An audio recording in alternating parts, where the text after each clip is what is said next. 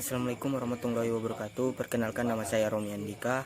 Saya dari Lokal 5B, Fakultas Dakwah dan Komunikasi, jurusan Manajemen Dakwah.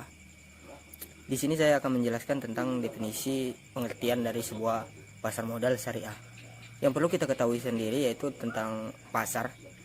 Pasar adalah salah satu dari berbagai sistem institusi, prosedur, hubungan sosial, dan infrastruktur tempat usaha menjual barang atau jasa dan tenaga kerja untuk orang-orang dengan imbalan uang. Barang dan jasa yang dijual menggunakan alat pembayaran yang sah seperti uang. Sedangkan modal memiliki banyak arti yang berhubungan dalam ekonomi, finansial, dan accounting. Dalam finansial dan accounting, modal biasanya menunjukkan kepada kekayaan finansial, terutama dalam penggunaan awal atau menjaga kelanjutan sebuah bisnis. Selanjutnya, syariah. Syariah Islam yakni berisi hukum dan aturan Islam yang mengatur seluruh sendi kehidupan umat manusia, baik muslim maupun non-muslim. Selain berisi hukum dan aturan, syariat Islam juga berisi penyelesaian masalah seluruh kehidupan ini. Jadi berdasarkan definisi tersebut, pasar modal syariah adalah sebagaimana yang diatur dalam UU PM yang tidak bertentangan dengan prinsip syariah. Oleh karena itu, pasar modal syariah bukanlah suatu sistem yang terpisah dari sistem pasar modal secara keseluruhan. Baik, terima kasih. Saya Roni Saputra. Di sini saya akan menjelaskan tentang fungsi dan karakteristik pasar modal syariah. Yang pertama adalah fungsi pasar modal syariah. Menurut Midwelly, fungsi dari pasar modal syariah yang pertama adalah memungkinkan masyarakat berpartisipasi dalam kegiatan bisnis guna untuk mendapatkan bagian dari keuntungan dan resikonya. Yang kedua, memungkinkan pemegang saham untuk memperjualbelikan sahamnya guna mendapatkan likuiditas. Yang ketiga, memungkinkan perusahaan untuk menanamkan modal dari luar guna membangun dan mengembangkan lini produksi perusahaannya. Yang keempat, memisahkan operasi kegiatan bisnis ini dari fluktuasi jangka pendek pada harga saham. Yang kelima adalah memungkinkan investasi pada kegiatan ini tergantung dari kinerja bisnis sebagaimana tercermin dalam harga saham. Yang kedua, saya akan menjelaskan tentang karakteristik pasar modal syariah. Menurut Midwelly, karakteristik pasar modal syariah yang pertama adalah semua saham harus diperjualbelikan melalui bursa efek. Yang kedua, bursa perlu mempersiapkan pasca perdagangan di mana saham dapat diperjualbelikan melalui pialang. Yang ketiga, komite manajemen menerapkan harga tertinggi atau HCT dengan interval tidak lebih dari 3 bulan. Yang keempat, saham tidak boleh diperjualbelikan dengan harga tertinggi dari HCT. Yang kelima, saham dapat diperjualbelikan dengan di bawah HCT. Yang keenam, yang terakhir, komite manajemen harus memastikan semua perusahaan yang terlibat dalam bursa efek itu telah mengikuti standar akuntansi syariah. Baiklah, pada pembahasan yang ketiga mengenai instrumen pasar modal syariah, yang mana telah kita ketahui bahwa instrumen pasar modal syariah ini memiliki istilah lain yaitu bursa efek, yang mana pada pasar modal syariah ini kita dapat menemukan berbagai jenis surat berharga yang ada pada instrumen pasar modal, yang mana nantinya dari jenis-jenis tersebut bisa kita perdagangkan atau kita perjualbelikan. Nah, beberapa berikut ini adalah jenis-jenis dari pasar modal syariah yang mana dapat kita ketahui sebagai berikut.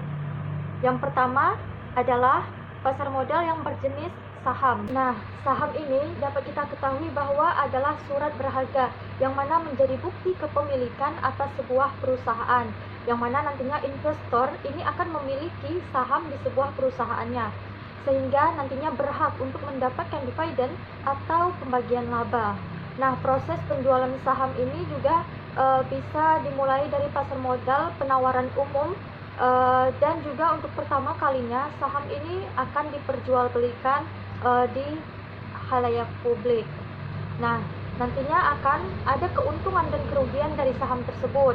Nah, keuntungan dari saham tersebut kita akan mendapatkan pendanaan secara langsung dari publik dari hasil perjualbelikan saham tersebut.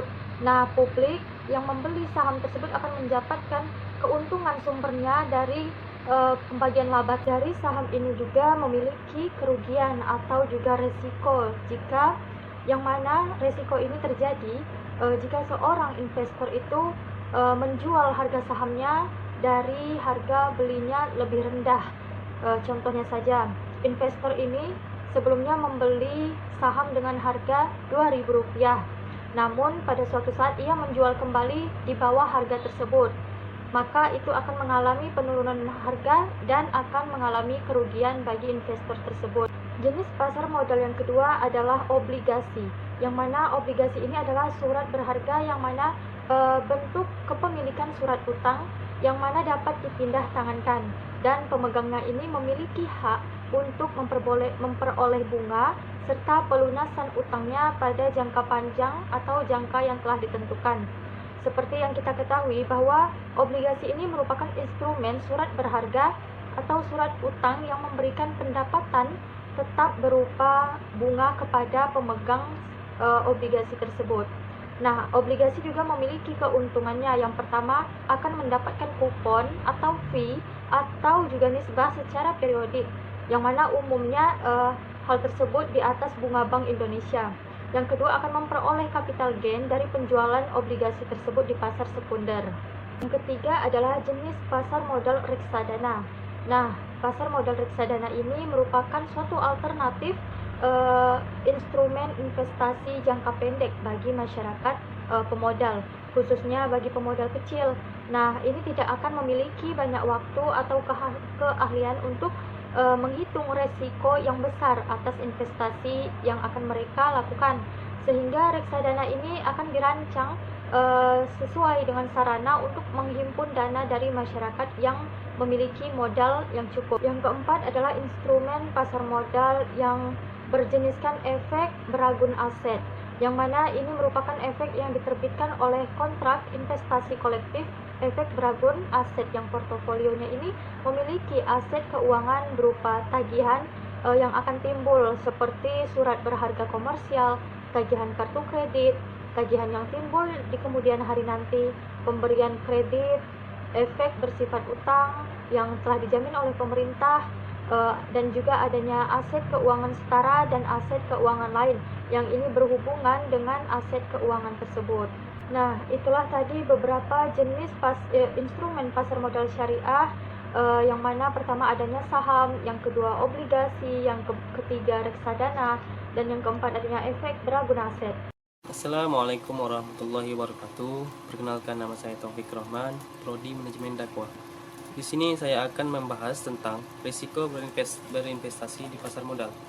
Pertama, saya akan menjelaskan pentingnya keputusan berinvestasi. Adapun keputusan investasi menurut Sutrisno mempunyai dimensi waktu jangka panjang, sehingga keputusan yang diambil harus dipertimbangkan dengan baik karena mempunyai konsekuensi berjangka panjang pula. Keputusan investasi ini sering juga disebut sebagai capital budgeting, yakni keseluruhan proses perencanaan dan pengambilan keputusan mengenai pengeluaran dana yang jangka waktu kembalinya dana tersebut melebihi 1 tahun atau berjangka panjang.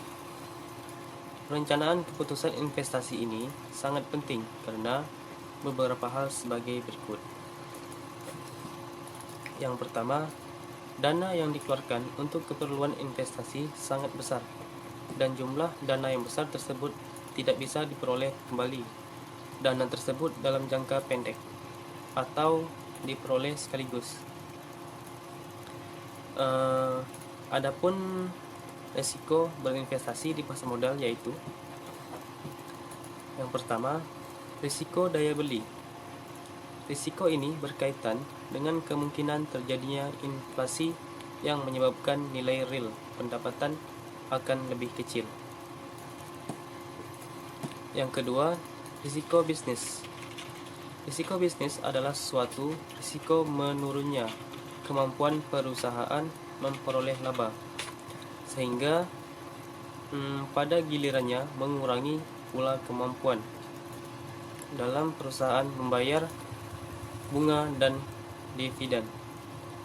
Yang ketiga, risiko tingkat bunga naiknya tingkat bunga, sehingga biasanya akan menekan harga surat berharga, sehingga biasanya harga surat berharga akan turun.